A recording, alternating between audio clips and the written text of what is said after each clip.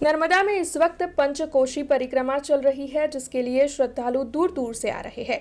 ऐसे में गुजरात सरकार के सहयोग से नर्मदा जिला प्रशासन की ओर से परिक्रमार्थियों के लिए बेहद ही सुंदर व्यवस्थाएं करवाई गई है, जिसे हर कोई काफी सराह रहा है।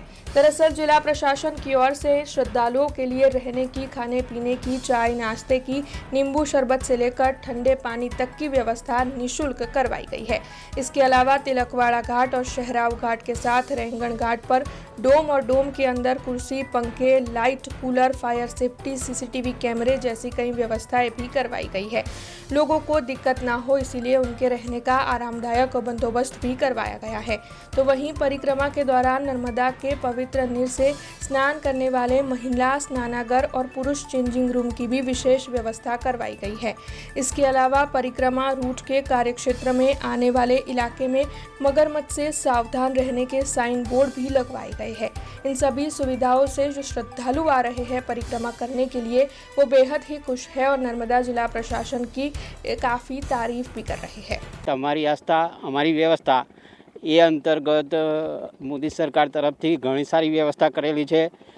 ડોમ છે, ડોમની અંદર પંખા મૂકેલા છે, તબીબી કુલર છે, તબીબી સારવારની બધા સેન્ટરો છે અને બોટમાં સવાર કરીએ તો ત્યાં બી સુરક્ષાનું ધ્યાન રાખેલું છે।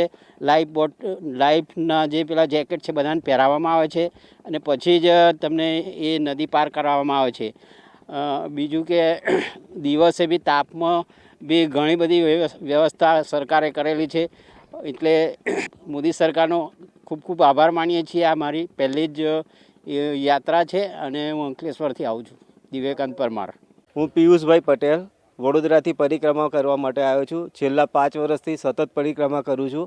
આ વર્ષની મારી આ બીજી પરિક્રમા છે, પણ ગયા વર્ષ કરતાં આ વર્ષે સરકારે ઘણી સારી વ્યવસ્થા કરેલી છે, જેવા કે અહીં આગળ આવવા જવા માટેની સુવિધા, ફુવારાની વ્યવસ્થા, નાહવા માટે ઘણી સારી વ્યવસ્થા કરેલી છે। સરકારે આ વર્ષે લોકોના હિતમાં રહીને નદીમાં નાહવાથી મગરોનો જે ત્રાસ હોવાથી, નર્મદામાં નાહવાથી ડૂબી જવાથી એ વગેરે વગેરે પ્રશ્નોને હલ કરવા માટે ફુવારાની જે સુવિધા કરી છે એ ઘણી સારી છે અને આશા રાખીએ છીએ કે પબ્લિક અને અમારા જેવા આવનારા નર્મદાની પરિક્રમા કરનારા લોકો પણ એમાં સહકાર આપે અને ફુવારાનો લાભ લે, કારણ કે પાણી તો નર્મદાનું જ છે।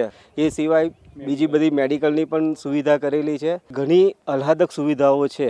આશા રાખું છું કે આવનારા વર્ષોમાં સરકાર આના કરતાં પણ સારી સુવિधा करे। હું ભૂપેન્દ્રભાઈ અને આપની સરકારનો આભારી રહીશ।